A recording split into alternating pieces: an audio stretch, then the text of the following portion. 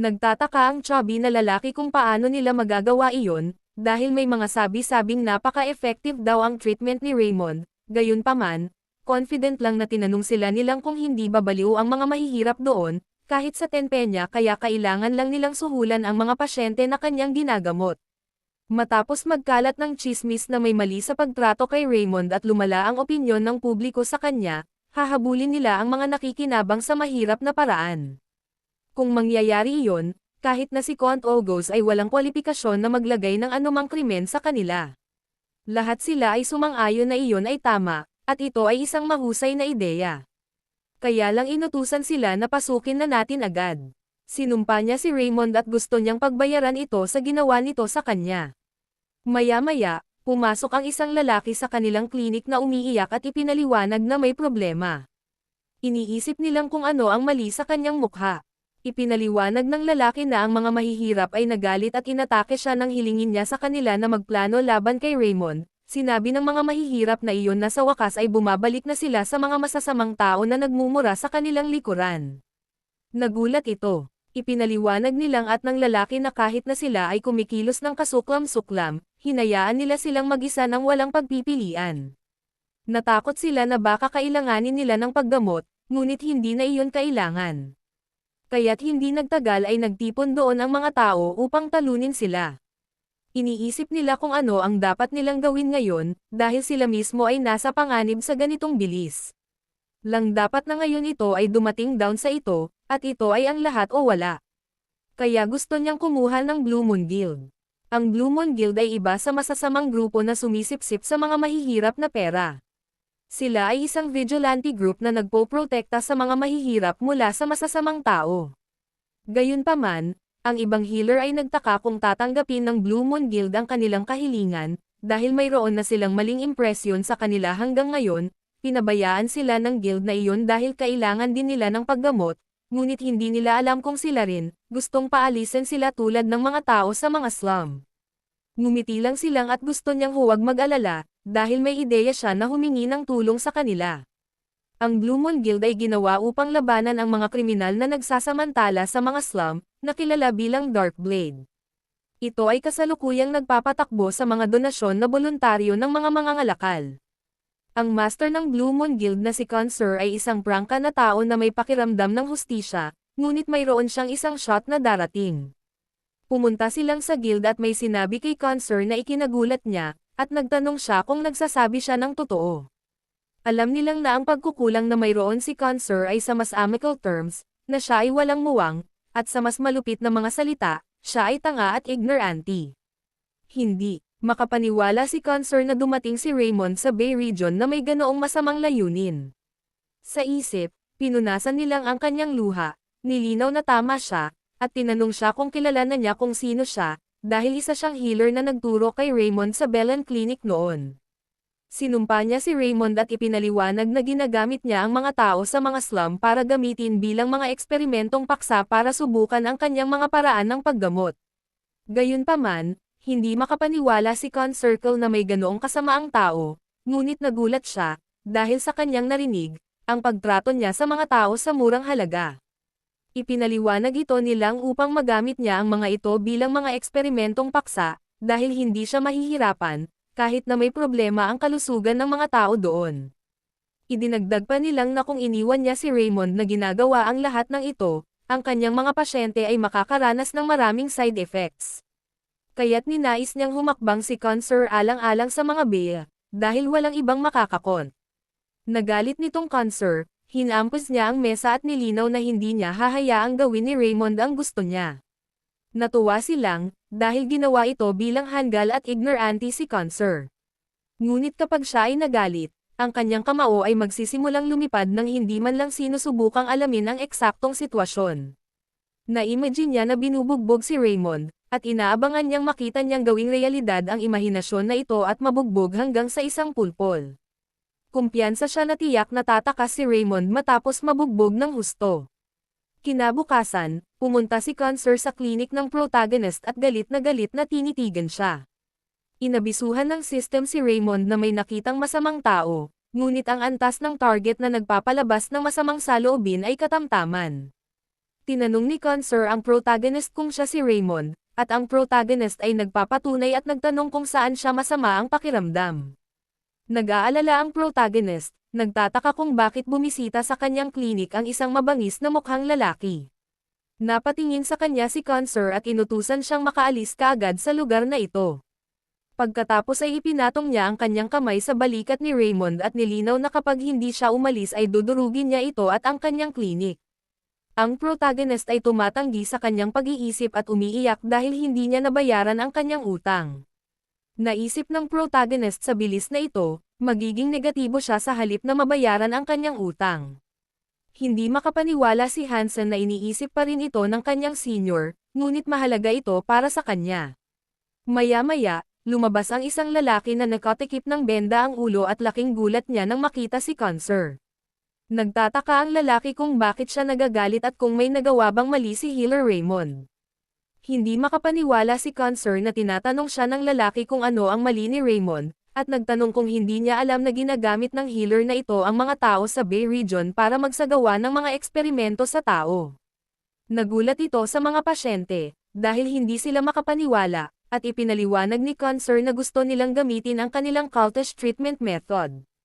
Kaya pumunta sila sa mga slum para linlangan at gamitin ang lahat ng nandoon ng libre. Kaya't inutusan silang lahat na umalis sa lugar na ito. Sinubukan ng protagonist na ipaliwanag na hindi iyon ang kaso, at nakita ng system si Cancer bilang isang masamang pasyente. Kaya't ang paraan upang makitungo sa masamang tao ay na-activate at na-synergize sa Heart of Steel. Ang bonus quest ay lumitaw upang turuan siyang gamutin ang masamang pasyente na ito. Dahil maraming tao ang nagtatrabaho sa kanyang klinik at nasa sakit, itinuro kay Raymond na kung time niyang tretuhin ang mga ito. Bubuksan nila ang kanilang mga puso sa kanya at magiging kanyang pinakamalaking tagahanga. Ito ang pangunahing paggamot na kinakailangan upang gamutin ang masamang pasyenteng ito, at bilang gantimpala, tataas ang kanyang antas at makakakuha siya ng mga skill points. At ang masigasig na mabuting kalooban ng pasyente. Nawala ang takot ng protagonista at kumalma ang kanyang puso. Iniisip niya kung paano haharapin ang isang masamang tao. Lumilitaw ang isang quest, at napagtanto niya na ang tao ay isang pasyente din sa paraang iyon ay magiging madali para sa kanya na harapin. At binigkas niya na kinikilala ng hari ang kanyang paraan ng paggamot, at kinikilala rin siya bilang isang kwalipikadong manggagamot mula sa Healing Tower. Iniisip ng protagonist na ang Bay Region Healers ay naninirang puri at gumaganti sa kanya dahil nag-aalok siya ng murang bayad sa paggamot. Ngayong nararamdaman na ito ng cancer, palaging naniningil si healer lang ng mamahaling bayad at inaapi ang mahihirap, at kumukuha pa siya ng maraming pera ng Blue Moon Guild. Naiinis siya sa pag-iisip na nagsinungaling sa kanya ang masamang tao na silang, at sinabi niya na naniniwala siya na may hindi pagkakaunawaan, kaya kinukumpirma niya ang katotohanan at babalik doon.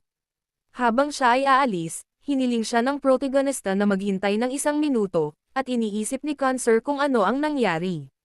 Batay sa quest window, si Cancer ay isang pasyente, at ang isang boss ng isang dark organization ay isang pasyente na may maraming pera. Sinabi ng protagonist na dahil pumunta siya sa kanyang klinik at naalis na ang kanilang hindi pagkakaunawaan, gusto niya itong makausap sandali. Natuwa ang protagonist, dahil dumating ang pasyenteng makakapagbayad ng desenteng halaga ng treatment fees, kaya ayaw niyang mawala siya. Inutusan siya ng protagonist na maupo dahil nasa klinik niya. Sinubukan niyang tingnan siya at itanong kung masama ba ang pakiramdam niya. Tumanggi si Cancer, ngunit tiniyak ng protagonist na ayos lang ito, kahit na medyo hindi ito komportable. Higit pa rito, okay din kung ito ay isang umiiral na karamdaman na hindi magamot ng kasalukuyang healer. Kaya gusto niyang malayang magsabi ng kahit ano si Cancer. Paliwanag ni Cancer, bagamat nakatanggap na siya ng lunas, ito ang sakit na laging naulit. Alam ito ng protagonist, kaya tinanong niya kung ano iyon, at nag-atubili si Cancer, kahit na siya ay nahihiya. Ngunit ipinaliwanag niya na nakaranas siya ng pananakit sa kanyang anus, at may lumabas ding dugo na may kasamang dumi. Paliwanag pa niya, naibsan ang sakit kapag gumagamit ang healer ng kagalingan, ngunit ito ay tumatagal ng ilang sandali at ang sakit ay malapit nang bumalik. Nagulat ang protagonist, dahil ito ay almoranas, at ipinaliwanag niya na ang mga sintomas ay mawawala lamang kung mapupuksa ang ugat, tiniyak niya kay Cancer na gagamutin siya. Nagulat si Concern nang malaman na maaari itong gamutin, at pinatunayan at ipinaliwanag ng protagonist na isang simpleng operasyon ang gagawa nito, at tiniyak na tutulungan niya itong gawin ito upang hindi na ito bumalik muli. Laking gulat ni Concern nang malaman ang tungkol sa operasyon, at inisip kung sinusubukan ba niyang mag-eksperimento sa kanya, kahit na binibigyan niya silang ng maraming pera sa bawat oras na naranasan niya ang sakit dahil hindi nagamot ang ugat. Iniisip ni Concern kung posible hindi na mauulit muli, tulad ng ginawa ni Healer Raymond Sinabi, kung gayon ito ay magiging pinakamahusay. Kaya pumayag siyang magpagamot sa lalong madaling panahon. Naghanda sila para sa operasyon. Matapos suriin ang protagonist, napagtanto nilang ito ang grade 3 internal hemorrhoids. Kung ang pagputol ng almoranas tissue lamang ang kailangan, kung gayon ay dapat niyang kayanin ang antas na ito ng operasyon. Pinaandar niya ang maliksi na kamay ng sirohano, na nagpapataas ng kanyang sentido, at sinimulan ang pamamaraan. Matapos gumamit ng mga halamang gamot na nagsisilbing pampamanhid, nagpasya siyang tanggalin ang almoranas at mabilis na ginamit ang sinulid upang itali ang mga daluyan ng dugo. Pinutol niya ang tuktok na bahagi na nakatali ng sinulid sa isang beses at tinatahi ang nasugatang bahagi. Gusto niya munang putulin ang almoranas na mas malala ang kondisyon sa alas 3, pagkatapos ay ang almoranas sa alas 7 at alas 11. Hindi nagtagal, na-notify siya na natapos na niya ang treatment at quest, nakakuha ng bonus level na pataas at 10 skill points. Natuwa ang protagonist na makita ang notification na ito, dahil ginawa niya ito. At malugod na ipinaalam ng protagonist kay Concern na tapos na ang operasyon at maayos na ang kanyang ginawa.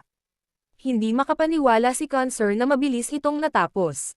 Ipinaalam sa kanya ng protagonist na makakaranas pa rin siya ng sakit sa loob ng 3 araw, kaya't nais niyang pansamantala itong maligo ng may sitz bath. Ipinaliwanag pa ng protagonist na ang sitz bath ay ang warm water bath na bumabad sa kanyang anal area. Natuwa si Concern at nagpasalamat sa protagonist dahil sa sobrang sakit nitong dinanas nitong mga nakaraang taon, at hindi siya makapaniwala na nagamot ito ni Raymond ng ganoon kabilis. Ang kanyang mga mata ay napuno ng luha at tiniyak sa kanya na hindi niya malilimutan ang kanyang tulong. Ang protagonist ay nagpaliwanag na ito ay wala, at naisip na kailangan lang niyang bayaran siya at gusto siyang singilin ng 20 o 30 pina, dahil mukhang mayaman siya.